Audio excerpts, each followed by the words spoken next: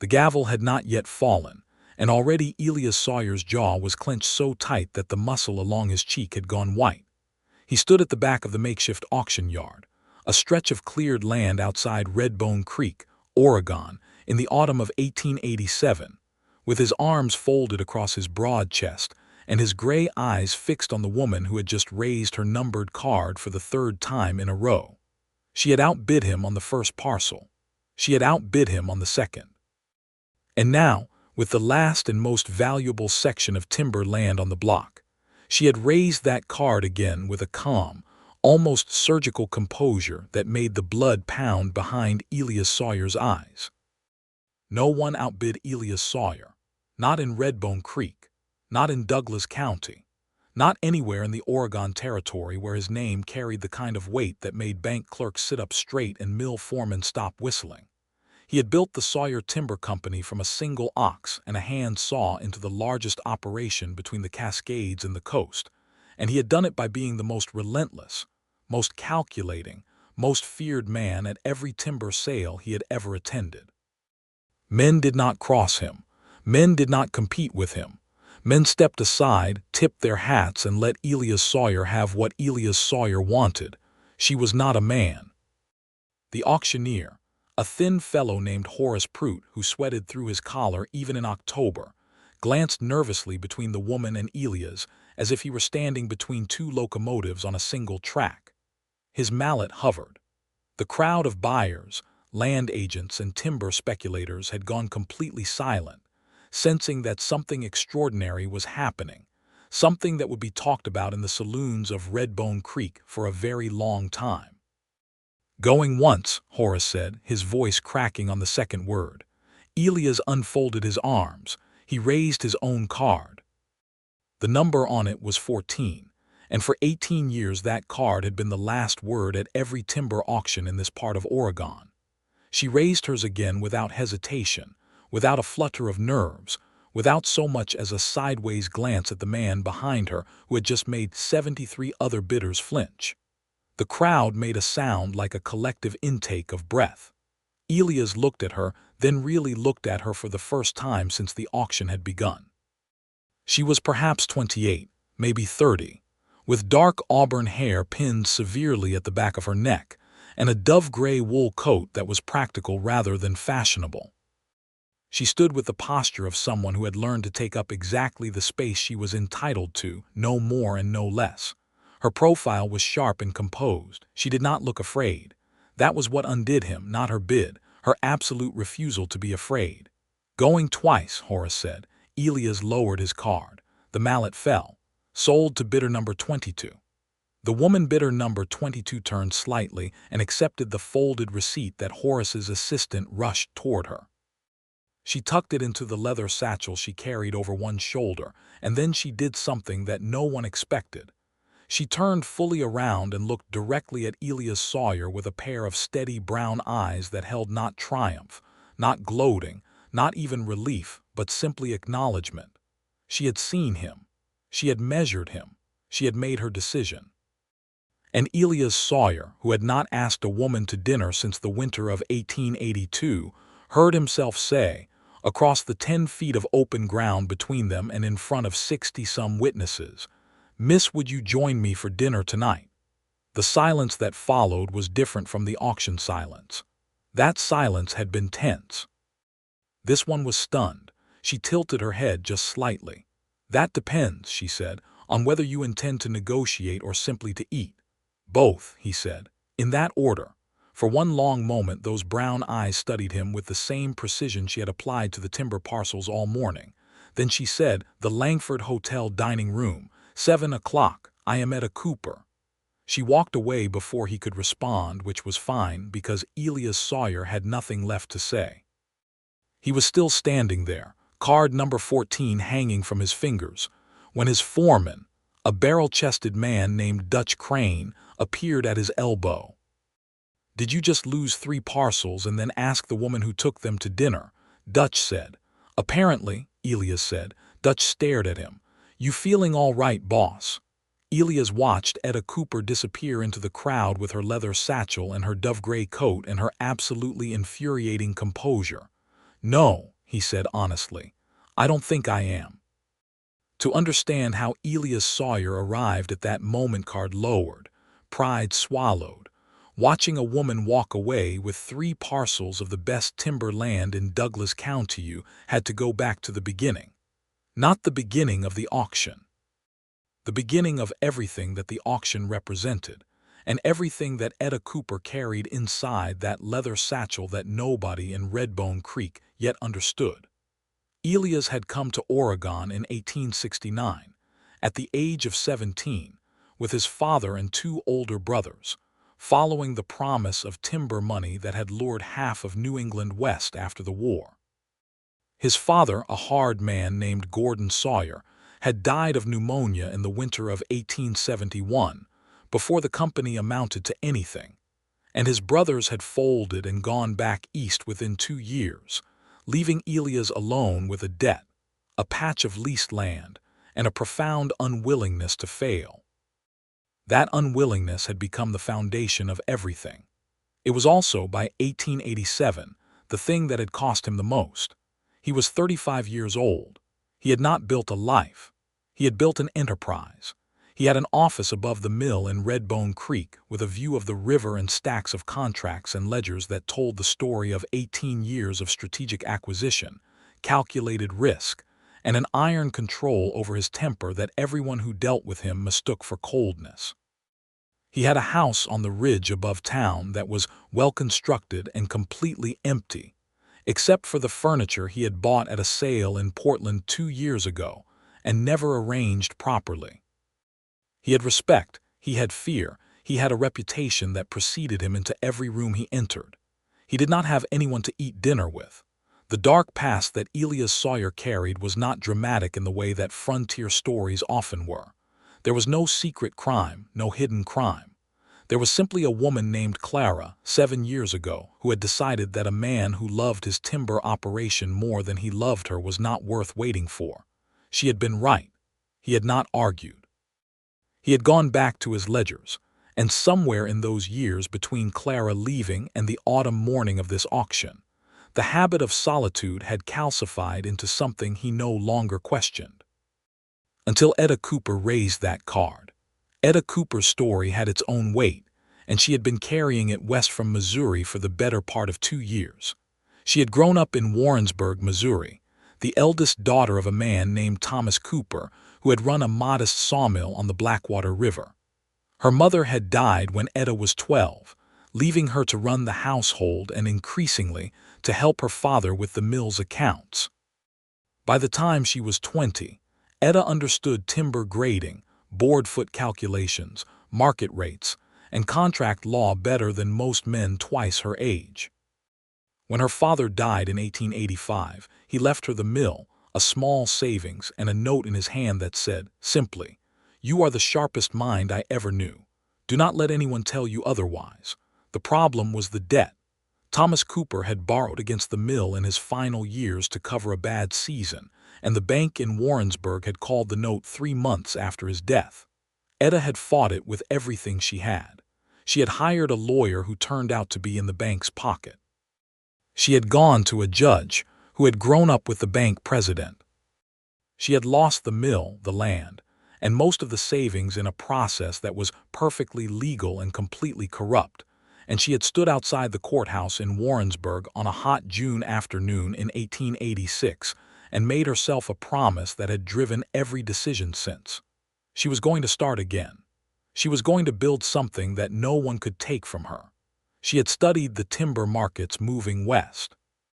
She had read about the Douglas fir forests of Oregon and the demand from the growing cities of San Francisco and Portland and Seattle. She had worked for 18 months as a bookkeeper in Kansas City, living as cheaply as she could, hoarding every dollar. She had corresponded with a land agent in Redbone Creek named Samuel Finch, who had described the upcoming government timber sale in terms that made her heart race with a recognition she associated with her father's stories about opportunity. She had arrived in Redbone Creek in September of 1887, 6 weeks before the sale, with enough money for 3 parcels if she was disciplined, careful, and did not let anyone rattle her. She had known about Elias Sawyer before she arrived. Samuel Finch had told her, in the careful way that men have of warning women without quite saying what they mean. There is an established operator in this area, Miss Cooper. He tends to dominate the government sales. She had asked his name. She had asked about his operation. She had spent 3 of her 6 weeks in Redbone Creek visiting the parcels, reading the soil surveys, studying the creek drainage, and calculating exactly which 3 of the available timber sections would give her the best return on a modest first operation. Then she had attended the auction and bought them. The hidden motive that her competitors assumed, that she must be fronting for some Eastern capital concern, that she must have a silent partner, that no lone woman could be doing this on her own, was simply wrong.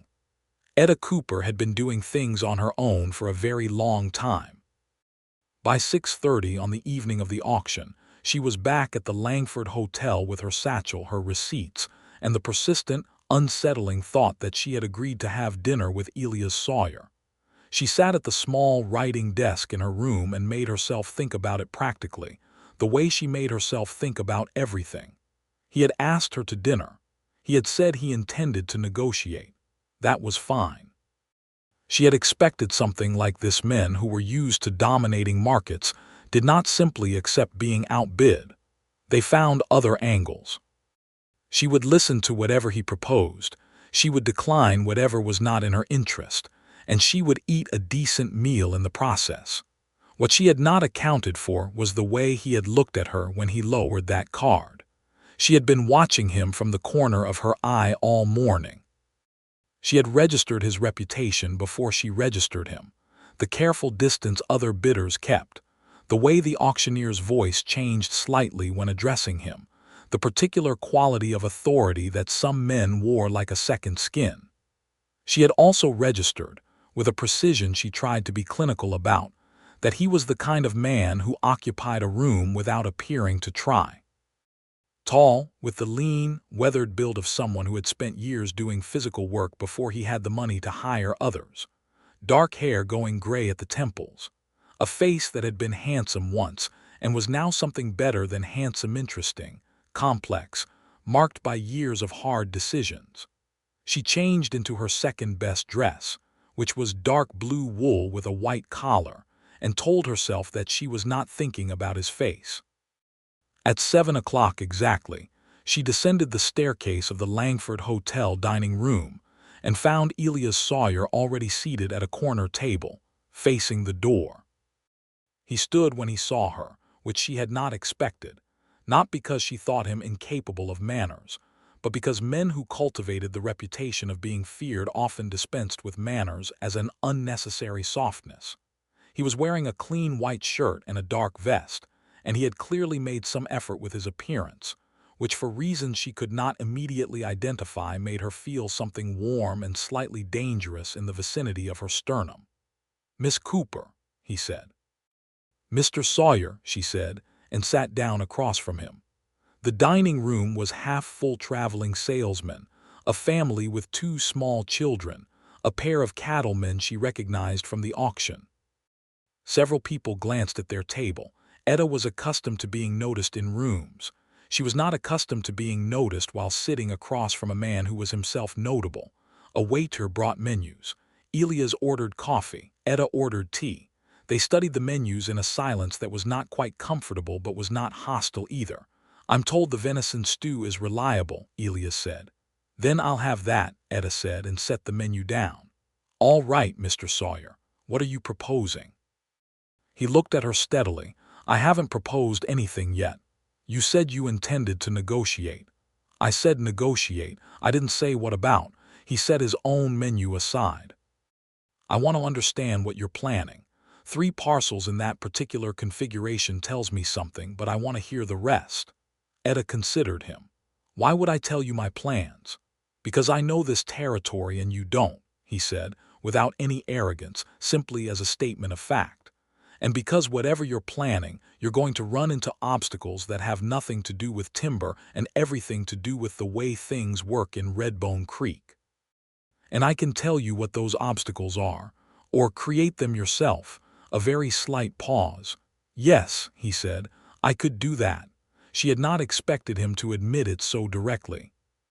She studied his face for signs of the kind of man who said one thing and meant another. What she found was more complicated. A man who was accustomed to being honest about his own capacity for ruthlessness, and who seemed, in this particular moment, to be choosing not to exercise it. "Why would you choose not to?" she said, saying aloud what she was thinking because she had learned that direct questions got answers faster than circling. He was quiet for a moment. The waiter brought their drinks.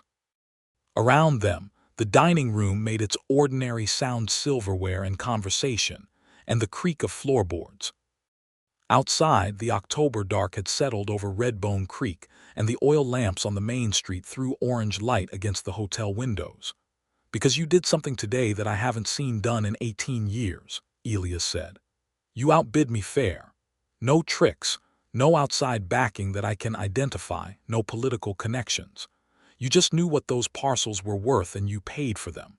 And when I was standing there with my card in my hand deciding whether to keep going, you didn't flinch." He paused. "I respect that." Etta felt the warmth in her sternum again and carefully ignored it. "That's a generous sentiment, Mr. Sawyer. But I have found that men in your position rarely come to dinner simply to express respect." He almost smiled. It changed his face in a way she found deeply inconvenient. "You're right," he said. "I also came because I've been eating dinner alone for a considerable number of years and I find I'm tired of it." That was not what she had expected him to say. She had prepared herself for an offer to buy her parcels. She had prepared herself for a veiled threat. She had prepared herself for condescension dressed up as concern. She had not prepared herself for honesty of that particular, unprotected variety. She picked up her teacup because she needed something to do with her hands. "You are either a very straightforward man, Mr. Sawyer, or a very sophisticated one. Depending on who you ask," he said. "Both answers are correct. What do your enemies say? That I'm calculating and cold. And your friends," he considered this. "I don't have a large number of those." "Why not?" Another pause, this one longer. The venison stew arrived and they both attended to it for a moment. Outside, a horse went past on the street and someone called a greeting. "I think," Elias said finally, "that I chose my company very carefully for a long time, and chose none at all when I couldn't find company that met my standards. And then the standard became a habit. And the habit became a wall." He looked at his stew. "That is a more honest answer than I typically give." Etta set down her fork. "Why are you giving it to me?" He looked up. "Because you sat down at this table prepared for everything except honesty, and I thought that was probably where your defenses were weakest." She stared at him. "That is either the most calculating thing I have ever heard or the most perceptive." "Both," he said, "depending on which way you're looking at it." She laughed. It surprised her. Not a polite social laugh, but a real one, startled out of her by the unexpected precision of the man. He looked momentarily startled himself, as if the sound had caught him off guard, and then something in his expression shifted, the careful control relaxing, just slightly at the edges. "All right, Mr. Sawyer," she said. "Since we are being honest, I have come to Oregon with everything I have, and I intend to build a sawmill operation on those 3 parcels. I have enough capital to begin, barely, if I manage every dollar with no margin for error. I know that you are the dominant operator in this area, and that working in your shadow will be difficult. I know that I am a woman in an industry that does not welcome women, and that I will face obstacles that have nothing to do with the quality of my timber or my business decisions. And I know that the man sitting across from me could make all of those obstacles significantly worse if he chose to." Elias was watching her with an attention that was almost physical in its intensity. "That is my situation," Etta said. "What is yours?" He was quiet for a long moment. The dining room had thinned around them without either of them noticing. The family with children had gone. One of the salesmen had fallen asleep over his pie. "My situation," Elias said carefully, "is that I have spent 18 years building something that I am very good at managing and completely alone inside. I am not a man who talks about himself, Miss Cooper. I am not a man who admits to obstacles. but you asked directly, and you offered me the same." He picked up his coffee cup. "I am 35 years old. I have an operation that runs itself well enough that I could disappear for a month and come back to find the ledgers in order. I have a house that I live in the same way a man might live in a hotel temporarily, without consequence. And I came to the auction today because government timber sales are where opportunities happen, and I have been going to government timber sales for 18 years, and today was the first time in all of those years that something happened that surprised me. And surprises are rare for you," Etta said. "I work very hard to keep them that way." They looked at each other across the table in the lamplight, and Etta felt something she recognized from her years of accounting work, the sense of a column of numbers adding up to something significant, something that changed the shape of everything else in the ledger. "I am not looking for a business partner," she said. "I want to be clear about that." "Neither am I," he said, "not in the business sense." She felt the color rise in her face, which was unusual enough to be alarming. She was not a woman who blushed. She had been too busy being competent to be flustered. "You are moving very fast, Mr. Sawyer." "I've been moving very slowly for a very long time," he said. "I may have overcorrected." She pressed her lips together to suppress a smile that she was not ready to give him. "I will have coffee," she said to the waiter who had appeared at her elbow, and to Elias. "Tell me about the obstacles I'll face in Redbone Creek, the real ones," he told her. Over the next hour, Elias Sawyer gave Etta Cooper what amounted to a complete map of the political and commercial landscape of Douglas County. Not the flattering version, not the version designed to make himself look good, but the actual version, including the parts where the county assessor was in the habit of setting inflated valuations on properties owned by newcomers. The parts where the railroad spur south of town charged non-negotiated rates that effectively penalized smaller operators. And the parts where the mill equipment suppliers in Portland had exclusive arrangements with the larger operations that made it harder for new entrants to buy machinery at fair prices. Etta listened, asked questions, took no notes.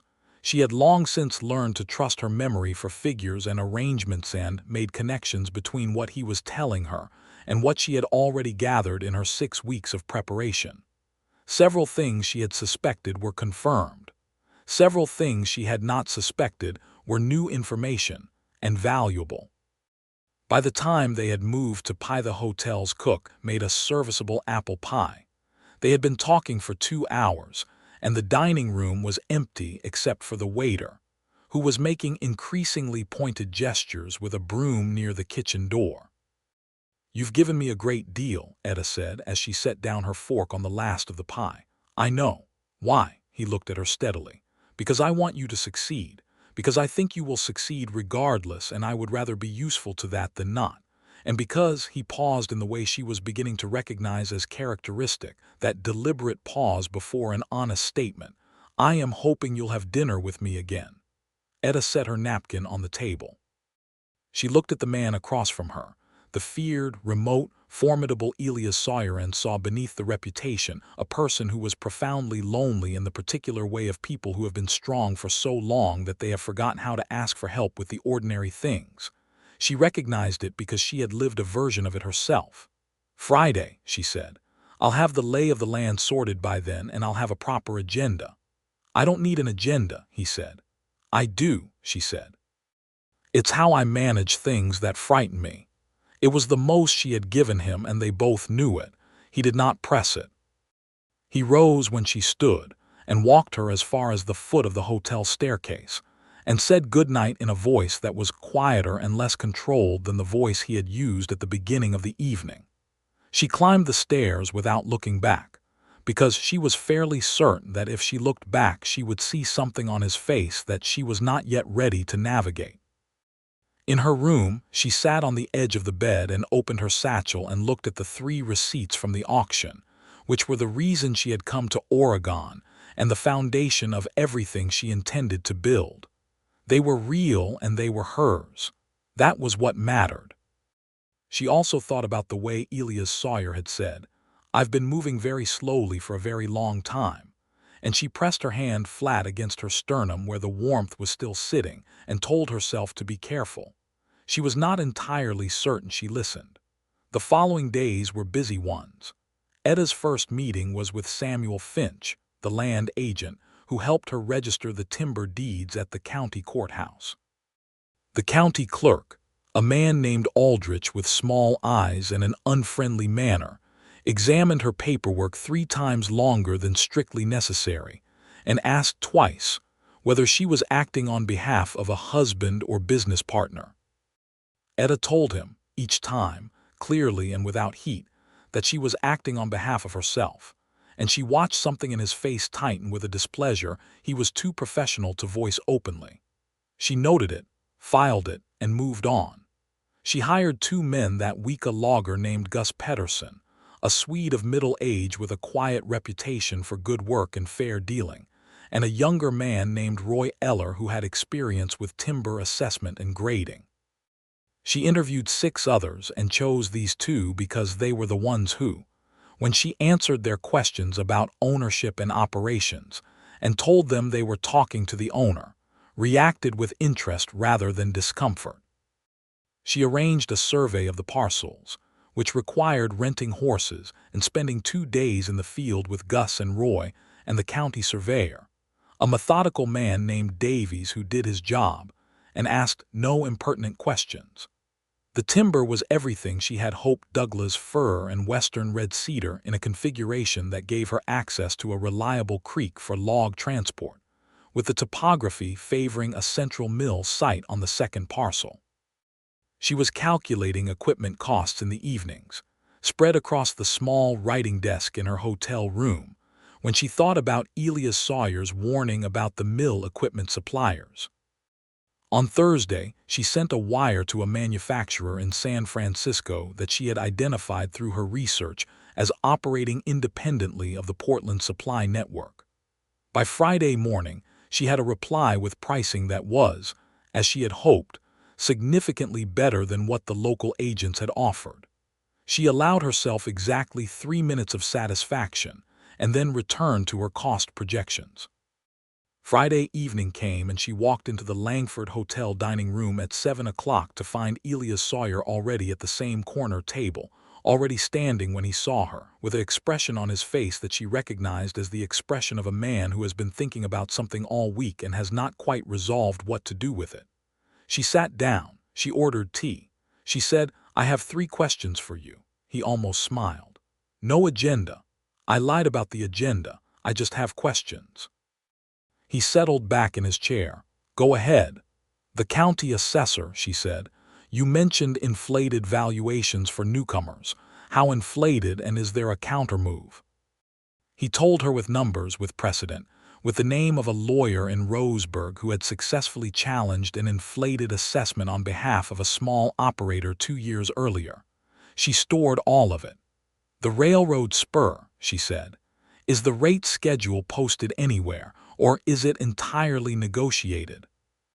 He told her that the schedule was technically public record at the railroad's regional office in Roseburg, but the rates were rarely enforced as posted because established operators negotiated private addenda, and the railroad's regional manager, a man named Prescott, responded well to people who brought business rather than complaints.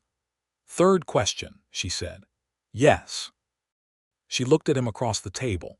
"What happened between you and the last person who competed with you at auction?" His expression changed. "Not much, but enough.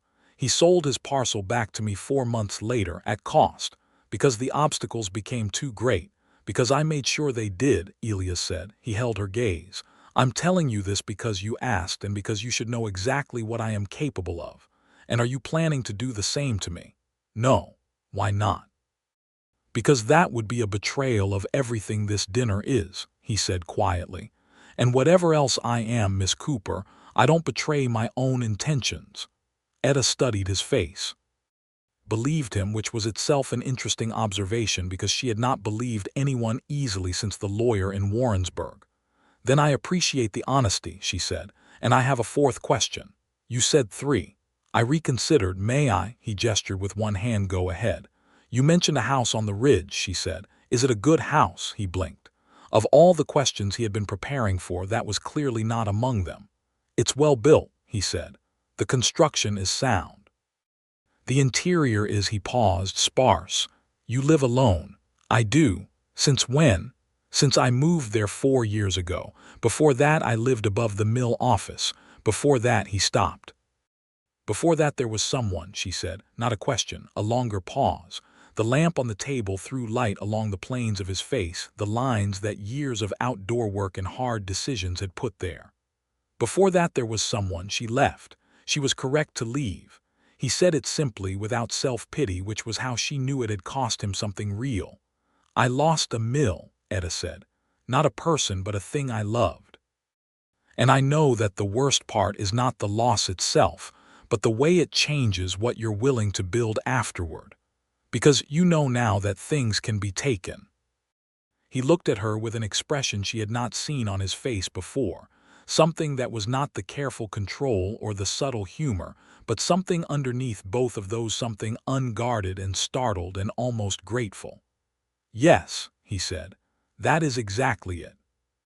They talked through dinner and past it, and the waiter cleaned around them with resigned patience, and outside the Oregon autumn settled into its deep, cool dark, and inside the dining room 2 people who had each built walls of a particular kind discovered, with the specific astonishment of people who had stopped expecting surprises, that they spoke the same language. She told him about Warrensburg, about her father, about the mill on the Blackwater River, and the bank that had taken it, and the judge who had let it happen, and the 2 years of bookkeeping in Kansas City that had felt like holding her breath. She told him about reading the timber market reports with the same focused hunger that other women in the boarding house were applying to the society pages. She told him about the moment she had decided on Oregon and the specific, almost physical quality of the decision. Not a hope, but a resolution. He told her about coming west at 17 with his father and brothers. About the Oregon winter of 1871 when his father died and he had stood in the frozen mud outside the rented cabin and decided that he was not going to give up, not because he was brave but because the alternative was impossible to imagine. He told her about the first ox, the first contract, the first season where the numbers had finally worked. He told her about the years that followed, the careful accumulation, the strategic decisions, the reputation built one deliberate action at a time, with the self-awareness of a man who understood exactly what he had traded to get where he was. "Did you mean to become someone that people feared?" she asked. "No," he said. "But I found that it was useful, and I used it, and eventually the tool became part of the hand holding it. You could put it down. I'm discovering that," he said. "I'm discovering it somewhat later than is ideal." She walked home through the October night with her coat buttoned against the cold and her mind working with an intensity that she recognized as the feeling of something large and significant in motion. She had come to Redbone Creek to build a timber operation. She had not come to find a person who understood, instinctively and completely, the particular kind of determination that drives someone who has lost something irreplaceable to start again. She had not planned for Elias Sawyer, but then she was beginning to understand neither had he planned for her. Over the following weeks, Etta threw herself into the work of establishing the Cooper timber operation with the focused intensity that had gotten her through the past 2 years. She ordered the mill equipment from San Francisco. She hired additional workers, more loggers, a saw operator with experience from a mill in Washington Territory, and a camp cook who doubled as a general laborer. She negotiated a lease on a storage yard at the edge of town where she would hold the finished lumber before shipping, and she had the meeting with Prescott at the railroad's regional office that Elias had suggested, which resulted in a shipping rate that was not as favorable as the established operators enjoyed, but was significantly better than the posted non-negotiated rate. The county assessor's inflated valuation arrived in November, as Elias had predicted. Etta had already engaged the lawyer in Roseburg. The challenge took 3 weeks and resulted in a corrected valuation that saved her enough money to cover the shipping rate differential for 2 full seasons. She felt, when the corrected notice arrived, the particular satisfaction of a problem anticipated and managed. Elias came to see the Parcels in late October. She had not invited him exactly. They had been meeting for dinner on Fridays with the regularity of a settled habit, and he had asked, with a careful diffidence that she found touching in a man of his reputation, whether she would object to him seeing the sight. She had said she would not object, and he had ridden out with her on a Thursday morning when the autumn was at its best, the fir trees heavy with that particular dark Pacific Northwest green, and the creek running clear and cold between its banks, the air carrying the smell of pine resin and the clean promise of coming winter. He walked the Parcels with her for 4 hours, and she showed him the mill site she had chosen and explained the logic, the drainage, the access to the creek, the topography that would allow gravity-assist log movement from the upper parcel to the processing site.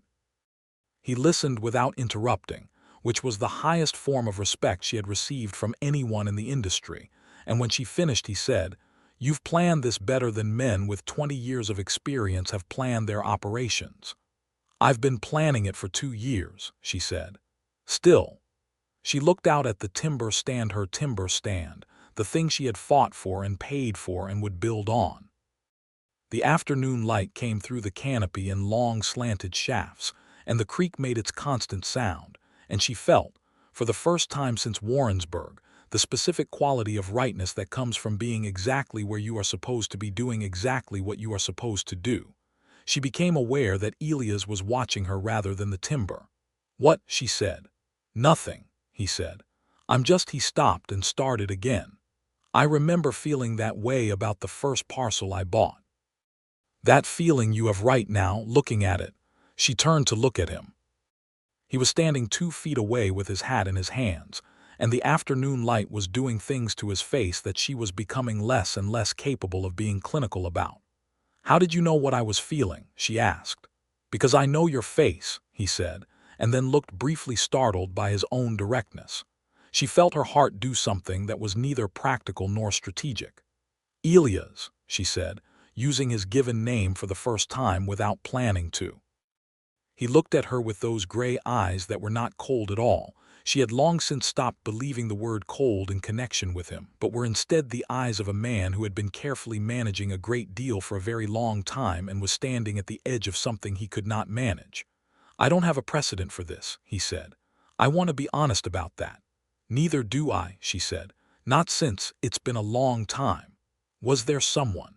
There was almost someone. He decided that a woman who cared more about mill accounts than about keeping house was not the sort of woman he wanted to marry. He was probably right from his perspective. He was wrong, Elias said, with a quiet certainty that was not a compliment so much as a statement of observable fact. She looked at him. He looked at her. The creek made its sound. The light was golden and falling, and the Oregon forest was all around them in its massive, ancient, indifferent beauty. He reached out and took her hand. It was such a simple thing, the kind of thing that cost nothing and everything simultaneously, and they stood there in the timber stand in the October afternoon, holding hands like 2 people who had been walking through a long, cold dark and had found, without quite expecting it, a source of warmth. She did not pull away. She leaned, almost imperceptibly, toward the warmth. And he, who had been holding himself apart from things for so long, leaned toward her. It was not a kiss. It was something more fragile and in some ways more significant. It was the moment of permission, the moment both of them acknowledged that whatever was happening between them was real and was chosen, and was not going to be renegotiated. They rode back to Redbone Creek in the early November dark with their horses closed together on the trail, and they talked about the timber operation, and they talked about the winter that was coming, and once or twice their hands brushed where their horses were close, and neither of them moved away. November in Redbone Creek was a season of serious preparations. The first major snow came early that year, in the second week of the month, and Etta spent 3 days organizing the winter storage situation with Gus Pedersen, getting the equipment that had arrived from San Francisco properly housed against the cold.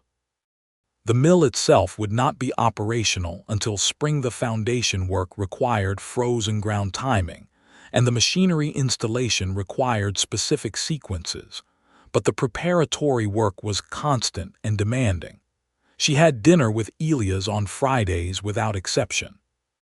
They had expanded the territory of their conversations from the practical to the personal and back again, with a fluency that grew with each week. She had told him things she had told no one in Oregon. He had told her things she suspected he had told no one anywhere, and the telling had the quality of doors being opened in a house that had been shut up for years, not quickly or dramatically but steadily, with the sense of air coming in to replace the stale. One Friday in late November, he arrived at the dining room, and she saw immediately that something was wrong. Not wrong in the sense of disaster, but wrong in the sense of a man carrying something that was heavier than his usual freight. "Tell me," she said, when they were seated. He looked at her for a moment in that way she had come to love, the assessing look that was followed by the decision to simply be honest. "Barlow approached me," he said. She knew the name. William Barlow was the second-largest timber operator in Douglas County, a man who had come west with Eastern capital behind him and had built aggressively, acquiring parcels and operations with a ruthlessness that even Elias' competitors acknowledged with reluctant admiration. She had not had direct dealings with Barlow, but had heard his name triangulate into the territory of everything she was trying to build with increasing frequency. What did he want? She said, "He wants your parcels," Elias said. "Specifically, he wants to acquire them through you selling voluntarily or, if you won't, through a combination of regulatory pressure and supply interference that he believes will make operating them untenable within 2 seasons. Etta set down her teacup very carefully. "He told you this." "He told me this because he expected that I would either cooperate or at least remain neutral, given that you took those parcels out from under me at the auction." Elias paused. "He misjudged my position. What did you tell him?" "I told him," Elias said, "that I had no interest in his scheme, that I believed you had every legal right to operate your parcels without interference, and that if he pursued the regulatory pressure route, I would personally engage legal counsel to oppose it in every appropriate venue." Another pause. He did not take this well. Etta looked at him. "You just made an enemy of the second-largest operator in the county on my behalf." "He was already an adversary on several other matters," Elias said. This simply clarified the boundary. She felt the warmth in her chest that she had been failing to be clinical about for months now, and she stopped trying. "Elias." "Yes, thank you." He looked at her across the table, and something in his face that was always carefully organized shifted into something simpler and less defended. "I want you to understand," he said, "that I'm not doing this to create an obligation or to—" He stopped. "I know," she said. "I know exactly why you're doing it." He met her eyes. She met his. Outside the Langford Hotel dining room, the November night was full of snow and cold, and inside the lamp burned warm and steady, and 2 people who had spent a very long time being very capable and very alone looked at each other across a table and understood, without quite yet having said it, what they were to each other. Barlow's campaign began in December. The first move was the county assessor's office, which issued a supplementary tax notice on Etta's parcels claiming a previously uncalculated timber rights fee that had not appeared in the original sale documentation. The lawyer in Roseburg, who by now had become thoroughly engaged in Etta's ongoing battle with the county bureaucracy, challenged it within a week. The supplementary notice was withdrawn by Christmas. The second move was subtler. A letter to the equipment manufacturer in San Francisco suggesting, from an unnamed party, that the payment terms Etta had agreed to were backed by insufficient capital, and recommending that the manufacturer demand payment in full rather than the installment schedule they had arranged. The manufacturer forwarded the letter to Etta directly, apparently finding the interference suspect, and she responded with documentation of her financial position that settled the matter. The third move was a personal approach to Gus Pedersen, who was offered significantly higher wages to leave Etta's employ for one of Barlow's operations. Gus came to Etta directly, showed her the offer, and told her he was declining it. She gave him a $10 per month raise, which she could barely afford, and felt a surge of something that was gratitude mixed with the fierce protectiveness of someone defending something they had built. "He'll keep trying," Elias told her, on a December evening when she had come not to the hotel dining room but to his mill office, because they had moved, gradually and without formal announcement, into the kind of relationship where the boundary between professional and personal had become fluid in the best possible way. She sat across his desk from him with her coat still on because the office was cold, and they were going over the documentation of Barlow's interference with the methodical attention of two people building a legal record. "I know," she said, "but he's playing the wrong game." "What do you mean?" "He's trying to make operating too difficult, but he assumes that difficulty is what will stop me." She sorted through the papers on her side of the desk. "I grew up calculating sawmill accounts by lamplight after my mother died, because my father needed help, and I was the oldest. I managed a full operation at 22 while completing my education through correspondence. I fought a bank and a corrupt judge and a legal system that was entirely against me, and then I moved to a new territory alone and built from nothing." She looked up. Barlow should have asked more questions about who he was dealing with before he started. Elias looked at her with that expression she had come to know as the unguarded one, the one that lived under all the careful calculation and the reputation and the 18 years of strategic operation. It was the expression of a man who was continually, quietly astonished by her and who was no longer trying to hide the astonishment. "Etta," he said, "yes, I am in love with you."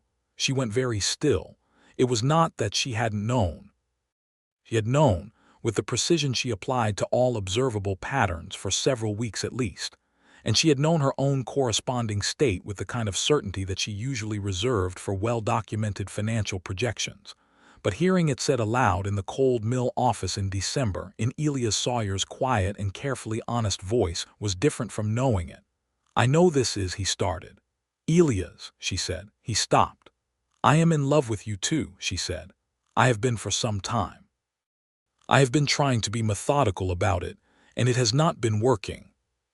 He looked at her for a long moment, and then he got up from behind the desk and came around to her side, and she stood up to meet him, and he held her face in his hands in the careful, wondering way of a man handling something that he cannot quite believe is real, and kissed her. She had kissed him once before, briefly and mutually surprised, in the timber stand in November. This was different.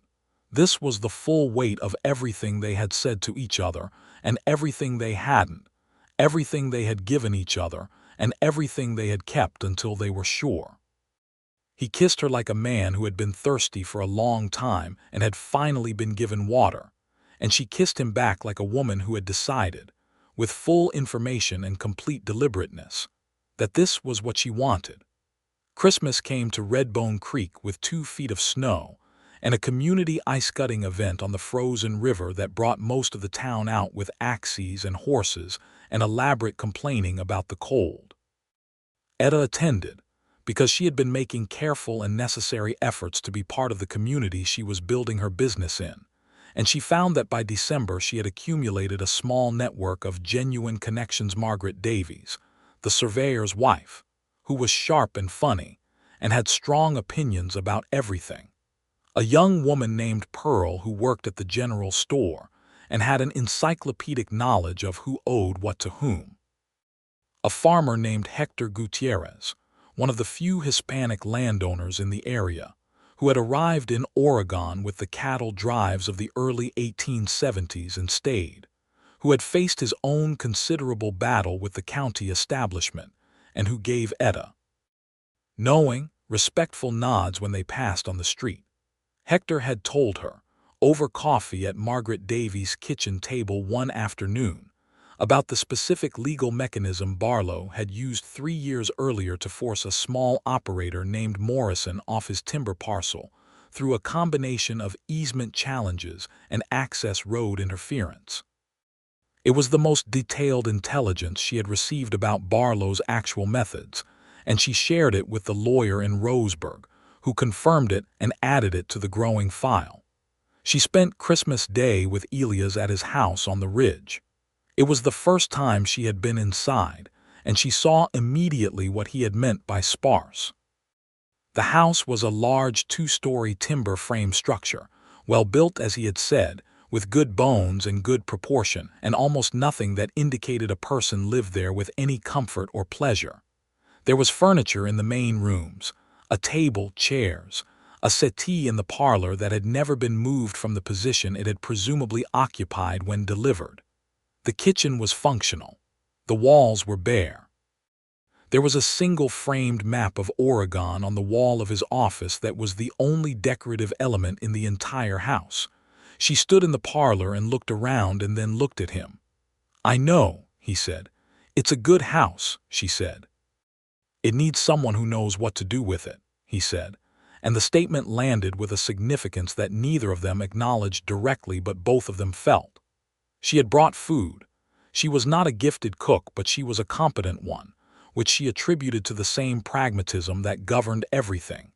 And they made Christmas dinner together in his kitchen, which was the most ordinary and intimate thing they had done, and which Etta found she loved with a fierceness that surprised her.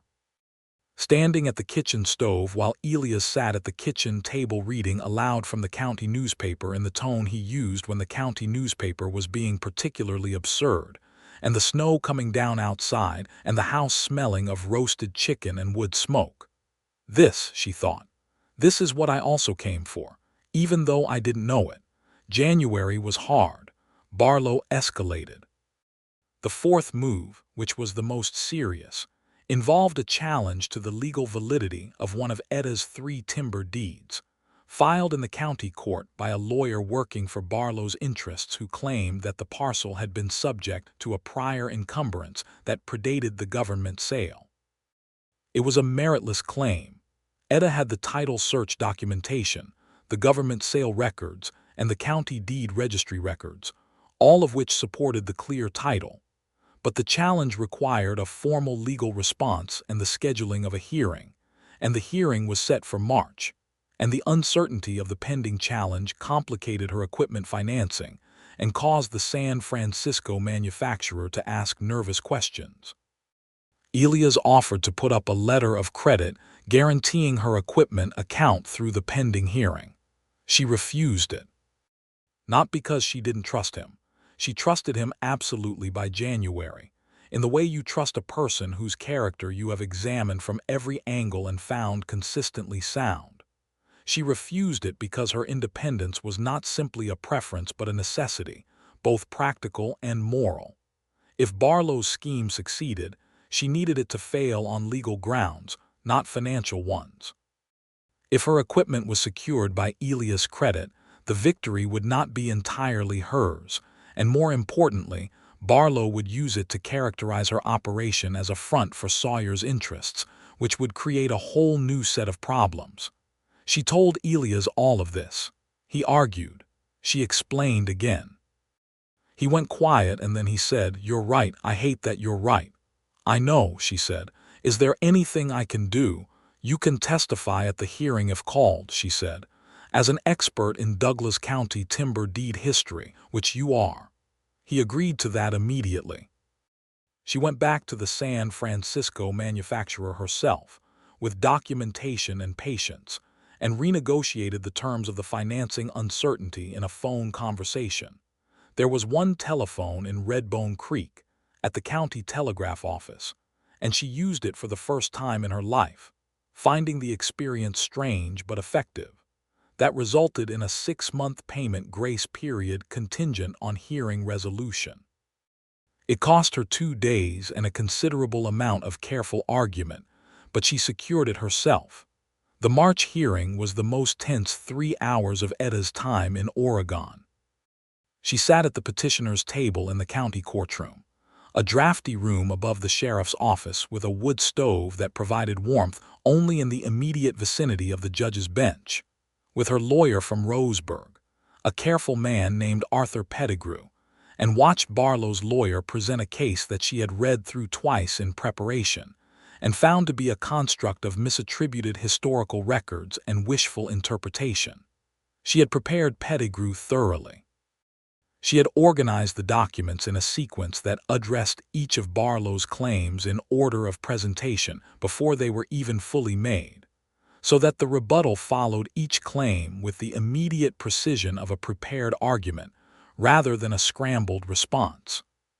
She had given Pettigrew the complete title chain, the government sale records signed by the Federal Land Office, the county deed registry entries, and the piece that she had found after 3 days of searching in the county archives with the help of Margaret Davies, who had decided that Etta's fight was worth supporting, and who had spent a day and a half combing through records herself. A historical survey map from 1879 that definitively established the boundaries of the prior landowner referenced in Barlow's encumbrance claim, and showed conclusively that the claimed encumbrance was on a different parcel entirely. Elias sat in the spectators' gallery. He had not been called as a witness. He had come anyway. The judge, a man named Whitfield who had a reputation for thorough attention to documentation, took 2 weeks to issue his ruling. When it came, it was a complete dismissal of Barlow's claim, with a note in the ruling that described the encumbrance argument as not supported by the documentary record and inconsistent with the historical survey evidence. Etta read the ruling at her hotel room desk and then sat very still for a moment, her hands flat on the paper. She went to find Elias. He was at the mill office, and she walked in without knocking. They had long since dispensed with that formality, and he looked up from his desk and read her face and stood up. She crossed the room and he held her simply and completely, and she pressed her face against his shoulder and felt the long-held tension of 3 months of legal uncertainty release from her body in a single long exhale. "It's done," he said. "It's done," she said. His arms tightened. "Etta." "I know," she said into his shoulder. After a moment she straightened and looked at him. His face was doing the thing it did, the honest, unguarded thing that was the real Elias Sawyer under all the other versions, and she put her hand against his face, and he leaned into it the way a person leans into warmth. "I need to tell you something," he said. "All right." He covered her hand with his. "I've been thinking about the house," he said. "About what I said at Christmas." She waited. "I want you to live in it," he said. "Not, I mean to say, I am asking whether you would consider marrying me. I want to say that clearly, because the indirect version is cowardly and you don't deserve cowardice." He held her hand against his face and looked at her with the complete, stripped-bare honesty that she had come to understand was the truest thing about him. "I love you. I want to build something with you that is not just the business, though I believe we'd be catastrophically effective together at the business, which is almost beside the point. I want to build a life. The kind I've been not building for 18 years. A pause. Will you? The Oregon Spring was starting outside the mill office windows, the ground thawing, the creek running loud with snowmelt, the fir trees releasing their stored winter tension into the new warmth. Inside the office the stove was going and the lamp was lit, and Elias Sawyer was holding her hand against his face and asking her a question. She thought about her father's note. "You are the sharpest mind I ever knew. Do not let anyone tell you otherwise." She thought about the courthouse in Warrensburg in June 1886, and the resolution she had made, and the 2 years of hoarding and planning and working, and the auction yard in Redbone Creek in October 1887, and the moment she raised her card for the 3rd time. She thought about all the evenings in the hotel dining room and the timber stand in October and the Christmas kitchen and the 3 months of legal battle and this man, this particular man, who had stood beside her without trying to stand in front of her, who had told her his secrets and received hers, who had lowered a bidding card for the first time in 18 years and then asked her to dinner. "Yes," she said. "Obviously, yes." He kissed her with considerably more enthusiasm than was strictly dignified for a business office, and she kissed him back with equal enthusiasm and no dignity whatsoever. And outside the Oregon Spring arrived on schedule, indifferent and magnificent. They were married in May of 1888 in a ceremony at the Redbone Creek church that was attended by more people than either of them had expected. Margaret Davies and her husband, Gus Pedersen and Roy Eller, and the rest of the Cooper timber workers, Samuel Finch the land agent, Arthur Pettigrew from Roseburg, Hector Gutierrez and his wife Alina, and a collection of other community members who had formed opinions about Etta Cooper over the preceding 8 months, and most of whose opinions were favorable. Dutch Crane, Elias' foreman, served as best man and made a speech at the dinner afterward that was unexpectedly moving in its directness. He said that he had worked for Elias Sawyer for 11 years, and in that time had watched him be many things: decisive, brilliant, formidable, occasionally infuriating, but had never once watched him be happy, and that since October of last year he had been watching the beginning of happy, and he was glad of it. And he raised his glass to Etta Cooper Sawyer, who had apparently been exactly what was required. Etta, who did not cry easily, pressed her lips together hard at the end of this speech. Elias reached under the table and took her hand. The Cooper timber mill was operational by June of 1888. It was not the largest operation in Douglas County. It did not have the infrastructure or the contract relationships that Sawyer Timber had accumulated over 18 years. But it processed quality timber with precision, it paid its workers fair wages, and it operated with a level of financial discipline that made it, from the first season, profitable. Etta managed the accounts personally, reviewed every contract, and negotiated the shipping rates with Prescott at the railroad with a directness that Prescott initially found startling and eventually found refreshing. By the end of the first season, she had a transport agreement that was better than she had expected, and a relationship with the railroad's regional office that she recognized as an asset for future negotiations. Barlow made no further moves. This was not because he had become magnanimous. Etta was not naive about that, but because the failed deed challenge had been expensive for him in legal fees and credibility, and because the combination of a functioning mill, a solid legal record, and a husband whose name carried real weight in the county had shifted the balance of difficulty in her favor. She did not rely on Elias' name, but she was not foolish enough to ignore the practical realities of being married to the most established operator in the county. Elias, for his part, watched his wife run Cooper Timber with the specific, profound admiration of a person witnessing exceptional competence at something they themselves understand deeply. He did not interfere. He did not advise unless asked. When asked, he gave his full and honest opinion, which she took seriously and sometimes overruled on the basis of her own analysis, and in those cases she was usually right. They had one terrible argument in the autumn of 1888 about a proposed contract with a Portland building company that Etta wanted to accept, and Elias thought was structured in a way that would create future pricing problems. They argued it for 3 evenings with the full force of 2 very capable and very strong-willed people who were both deeply committed to being right. On the 4th day, Elias reviewed the contract again with the specific challenge Etta had made to his analysis and discovered that she had identified a flexibility in the price structure that he had missed. He told her so, directly and without qualification.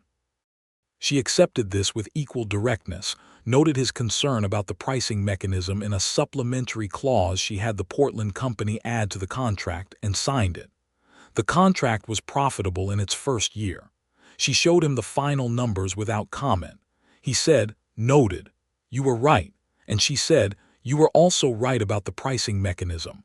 That clause matters." And that was that. The house on the ridge, which had been empty for 4 years and sparse for 4 years before that, became something else in the first year of their marriage. Etta had opinions about the house in the same way she had opinions about everything considered, specific, and not particularly interested in fashion for its own sake. She arranged the furniture according to how the rooms were actually used rather than how they looked. She put bookshelves in the parlor and filled them with the practical library she had been accumulating since her days in Kansas City, accounting texts, timber industry publications, several novels that she read on Sunday evenings with Elias reading nearby. She planted a kitchen garden in the spring. She hung 2 paintings that she ordered from a catalog in Portland landscapes that Elias stood in front of for a long time after they arrived, with an expression she recognized as the expression of a person experiencing something they had not known they were missing. He brought things to the house too. A proper kitchen range to replace the inadequate one. A writing desk for the bedroom because she often worked in the evenings and the parlor was too cold in winter. A second horse, a gray mare, because Etta had been renting from the livery stable, and he found this both impractical and irritating. He planted trees along the south side of the house in March, Douglas firs that would take 20 years to reach any meaningful size, which was itself a statement about the future that neither of them had to put into words. In the winter of 1888, Etta was pregnant. She told him on a Sunday evening in December, sitting by the parlor fire with her accountancy books on the table beside her and his newspaper on his knee. She said, "Elias, I believe we are going to have a child," with the same direct clarity that she applied to all important information, and he set down the newspaper and looked at her for a long moment and then got up from his chair and came to kneel in front of her and take her hands. "Are you well?" he asked, because that was his first question, not surprise and not accounting for the future but immediate concern for her. "I am very well," she said. "I am, in fact," she paused, and allowed herself the smile that she had been holding for 3 days since the certainty of her condition had become undeniable. "I am quite happy about it." His face did the unguarded thing completely and entirely. He pressed his forehead to her hands and stayed there for a moment, and she felt the warmth that she associated with him, that deep, specific, particular warmth that she had spent the better part of a year cataloging the details of radiate from him into her hands. "I never," he started and stopped. "I had not," he lifted his head. "I am very happy also," he said, "if that is inadequate to the moment." "It's entirely adequate," she said. Their son was born in August of 1889. They named him Thomas Gordon Sawyer, after Etta's father and Elias' father, which was Etta's suggestion and Elias' immediate and wholehearted agreement. Thomas arrived in the world with considerable energy and a pair of lungs that the midwife described as impressive, and he regarded everything around him from the beginning with the alert, assessing expression of a person taking careful inventory.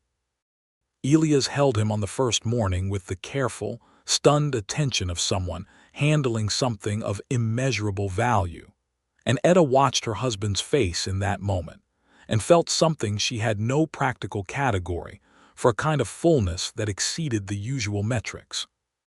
Life in Redbone Creek in the years that followed was not without difficulty, because life in the Wild West in the late 1880s and early 1890s was not without difficulty for anyone. Markets fluctuated. Winters were hard. A fire in the county assessor's office in 1890 created months of deed registration confusion that affected every landowner in Douglas County. A railroad labor dispute in 1891 disrupted shipping for 6 weeks during the busiest part of the season and cost both Sawyer Timber and Cooper Timber significant revenue. Elias and Etta navigated all of it together, with the combined force of 2 very capable people who had each, independently, learned to face difficulty without flinching, and who had, together, learned something more valuable: that facing difficulty with someone you trust completely changed the quality of it. The problems did not disappear. They simply stopped being entirely lonely. Barlow's operation, which had been aggressive and over-leveraged, contracted significantly after 1890 when the Portland building market softened, and several of his larger contracts fell through.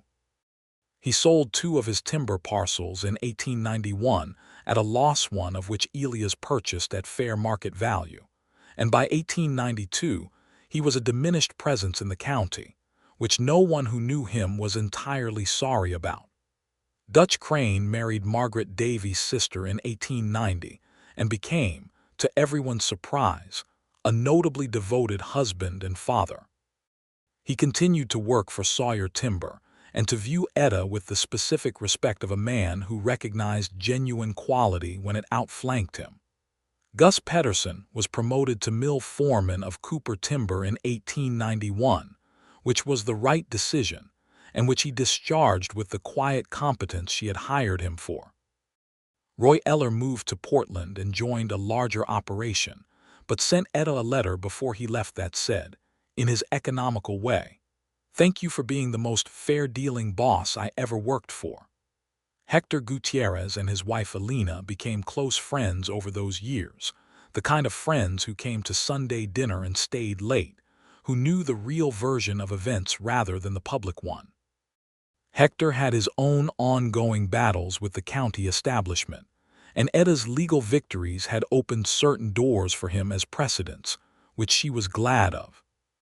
The injustice of how the county treated landowners who did not fit the established model was something she had never stopped being angry about, and she applied that anger productively where she could. Their second child, a daughter they named Clara Rose Sawyer Clara for no one in particular, or perhaps for the acknowledgement that things past could be honored without weight, arrived in 1891, and was from her earliest weeks a person of strong opinions and great charm. Thomas, who was 2, received his sister with initial skepticism that converted within a week to the fiercest protectiveness.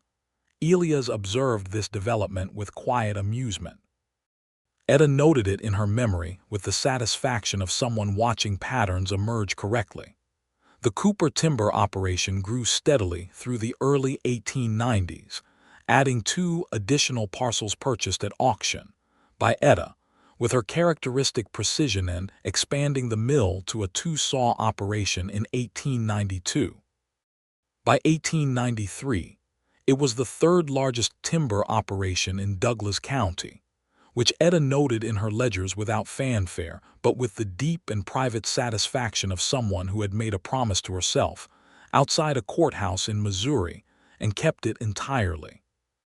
Sawyer Timber remained the largest, which was as it should be, and there were moments, at industry meetings, at county commissioners' sessions, in negotiations with the railroad, when Etta and Elias sat on the same side of a table as 2 separate operations with aligned interests, which was something that made the people across from them noticeably attentive. 2 disciplined, well-informed, entirely willing to be patient operators with complementary knowledge of the county's timber landscape were, it turned out, a considerable force. "We're frightening people," Elias said, after a particularly productive county commissioner session in the fall of 1892. "Good," Etta said. He looked at her sideways as they walked back to where their horses were tied, and she looked at him sideways, and they both laughed. The easy, specific laughter of 2 people who have accumulated years of shared reference and can therefore communicate entire paragraphs in a glance. On an October morning in 1893, exactly 6 years after the timber auction that had changed both their lives, Etta rode out to the timber parcels alone, as she did occasionally when she needed to think. The mill was in full operation below. She could hear the machinery and the voices of the crew from the ridge. The trees around her were the same massive, dark green, ancient presences they had always been. The creek ran below, steady and cold. She thought about the woman who had stood in an auction yard 6 years ago with a numbered card, and everything she had in the world, and the absolute resolution to not be stopped. She thought about the feared man who had lowered his card and asked her to dinner. She thought about all the things that had been difficult, and all the things that had been impossible, and all the things that had happened anyway. Through the combination of determination and luck and love being, she had discovered, both more practical and more fierce than she had ever understood before she had it. She thought about Thomas, who was 4 and already fascinated by the machinery at the mill, with an intensity that made Gus Pedersen laugh and Elia's eyes light up. She thought about Clara, who was 2 and currently, according to the letter she had received from her neighbor this morning, attempting to teach the household cat to sit on command with an authoritative patience that the neighbor described as entirely too much like her mother. She heard a horse on the trail behind her and turned to find Elias riding up, which she had not expected. "Dutch said you'd come up here," he said, drawing his horse alongside. "Is something wrong at the mill?" "No, I just wanted to see where you were." He looked out at the timber with her, thinking. "About 6 years ago," she said. He was quiet for a moment. "I think about that morning fairly often," he said. "The auction. What do you think about it?" He looked at her. "I think about the moment I lowered the card, which should have been the worst moment of my year professionally and was, in retrospect, the best decision I ever made." A pause. "I also think about being terrified when I asked you to dinner." She turned to look at him fully. "You were terrified." "I was completely terrified," he said, with the absolute honesty she had never stopped finding remarkable in him. "I had not asked anyone to dinner in years. You had just comprehensively outmaneuvered me in front of 60 people. You had the most controlled expression I had ever seen on a human face." "I was also terrified," she said. He raised an eyebrow. "Not of you," she clarified. "Of what I recognized in you, even then." She looked back at the timber. "I recognized that you were going to matter." He reached across the distance between their horses and took her hand, the same way he had taken it on this same ground 6 years ago. She looked down at their joined hands and then up at him. "I love you," he said. "I said it first in the mill office, and I have said it many times since, but I find that it continues to be true and continues to be worth saying." "I love you," she said. "It is worth saying. Also, I believe I'm pregnant again." He stared at her. "I was going to tell you this evening," she said, "but you came up here and it seemed like the right moment." He stared at her for another moment, and then he laughed, the full, unguarded, joyful laugh that she heard rarely enough that it always surprised her and always filled her with a fierce, complicated, complete happiness. "A third," he said. "Apparently," she said, "Thomas will be very authoritative about it." "Clara will attempt to be in charge," she said.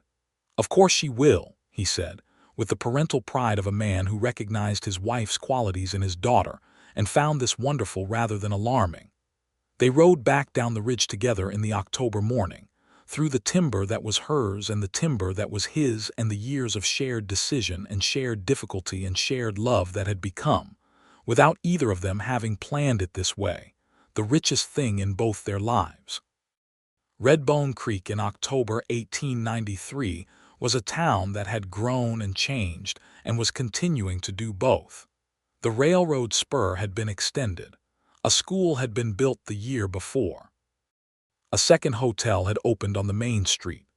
The Langford Hotel dining room, where 2 people had negotiated and then begun to fall in love over venison stew and apple pie, still had the same corner table with the same lamp, and Elias and Etta still ate there occasionally, though less often than in those early weeks, because they had a home now and a kitchen, and the company of each other and 2 children who kept the house from being any kind of quiet.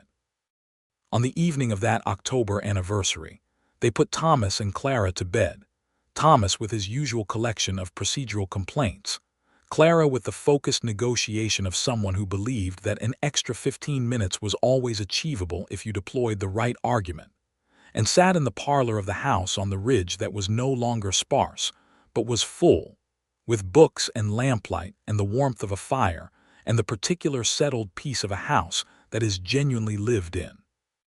Elias was reading. Etta was reviewing the quarterly accounts for Cooper Timber, because some things were consistent regardless of anniversary or season. After a while she set down her pen and looked at him over the top of her account book. "Elias," he lowered his book. "Yes. Are you happy?" He looked at her across the lamplit room, at his wife, who had walked into an auction yard with everything she had, and changed both their lives with a single raised card, who had fought for her operation with the same fierce, precise, entirely unfrightened determination that she had applied to everything, who had given him Thomas and Clara, and now this third child coming, who had filled the empty house with books and plans and the particular warmth of a person who was completely herself. And his face did the thing it did, the honest and unguarded thing. "I am the happiest I have ever been," he said, without reservation or qualification. She smiled at him, the full, real smile that she had been startled out of on that first dinner evening and that he had been collecting ever since. "Good," she said. "So am I." Outside, the Oregon autumn was settling into its deep and ancient rhythms, the fir trees in the dark, the creek running, the stars bright and indifferent over the ridge. Inside, the lamp burned steady and warm, and Elias Sawyer read his book, and Etta Cooper Sawyer balanced her accounts, and somewhere in the back of the house 2 children slept in the confident, deep, untroubled way of children who have no reason to doubt that tomorrow will be as good as today, which it would be, and the day after that, and the day after that.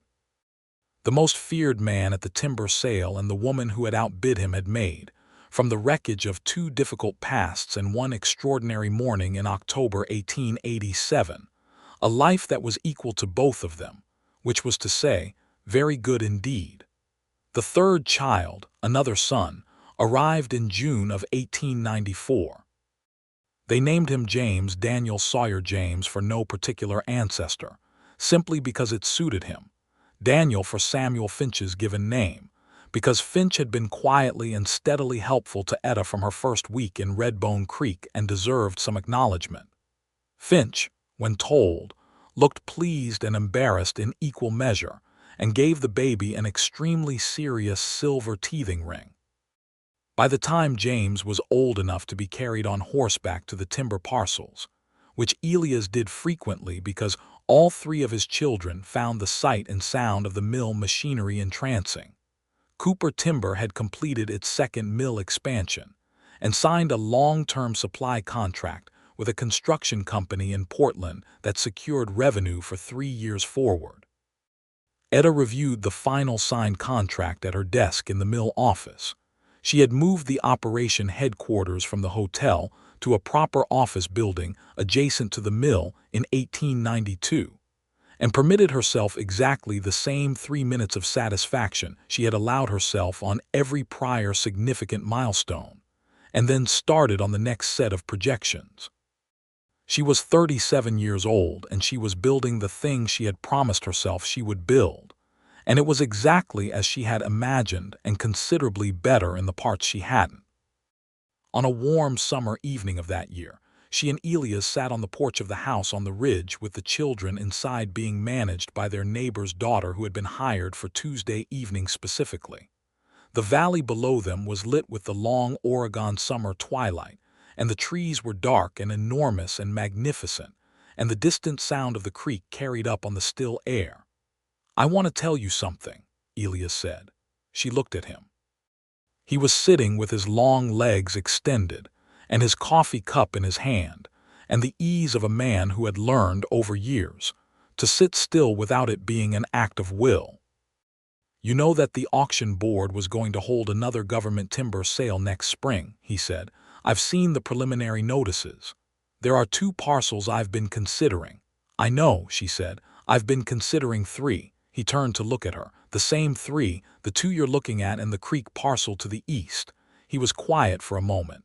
"We have never bid against each other since that first morning." "No," she said, "we haven't." "I was thinking," he said, carefully, and with the deliberateness that meant he had been thinking about this for a while, "that we might consider whether it made sense to bid jointly. Not as a formal merger. I know you would not want that, and I don't suggest it, but as a coordinated acquisition with a prearranged division of the parcels." She considered this. She looked out at the valley. She thought about the woman she had been 6 years ago, with her card and her resolution and her absolute need for independence. That woman had needed to do it alone, because doing it alone was what proved it could be done, to herself as much as to anyone. She was not that woman anymore, not in the sense that she had lost anything, but in the sense that she had added to it. She was still the person who had raised that card 3 times. She was also the person who had built Cooper Timber and won the Barlow case and filled the house on the ridge with books and children and the steady warmth of a shared life. Joint bid, she said. Division pre-agreed in writing before the auction. Cooper Timber receives the creek parcel and the northern section. Sawyer Timber receives the southern section and priority access to the access road. He thought about this for 10 seconds. Agreed, she smiled. We will terrify the room. We absolutely will, he said, with evident satisfaction. They sat in the summer evening and finished their coffee and talked about the children and the contract and the forthcoming school board meeting where Etta had been asked, for the second time, to stand for election. She had declined the first time, in 1891, because Thomas was newborn and the timing was wrong. She was actively considering the second invitation, and the repair that needed doing on the north fence of the property, and all the ordinary constituent parts of a life that was full and specific and theirs. Above the ridge the Oregon stars appeared, one by one, as the twilight faded. Below, the valley settled into its nighttime quiet. The house behind them held their 3 sleeping children and their books and their account ledgers and the silver teething ring on the kitchen table, and all the accumulated evidence of 6 years of a life built deliberately and chosen completely. Elias reached over and took her hand where it rested on the porch railing. She turned her palm up and laced her fingers through his, and they sat in the dark together, the most feared man in the timber trade and the woman who had outbid him and then agreed to dinner, and between them was everything that had been built, not despite the difficulty and the secrets and the dark past, and the forced choices and the almost betrayals and the moments of forced honesty, but through them and because of them, and it was, without reservation, enough. It was, without question, everything. The creek ran below in the dark. The trees stood in their ancient silence. The Oregon night was full and wide and indifferent and magnificent. And in the house on the ridge 2 hearts beat in the particular synchronized rhythm of people who have found, across all the unlikely distance of their separate histories, the one person who understands the exact quality of the silence they have been keeping and has chosen to fill it with their own voice. They sat there until the stars were fully out, and then they went inside, and the lamp was lit, and the children were checked, and the doors were locked against the night, and the life went on rich and ordinary and hard and warm and permanent and most importantly, entirely shared.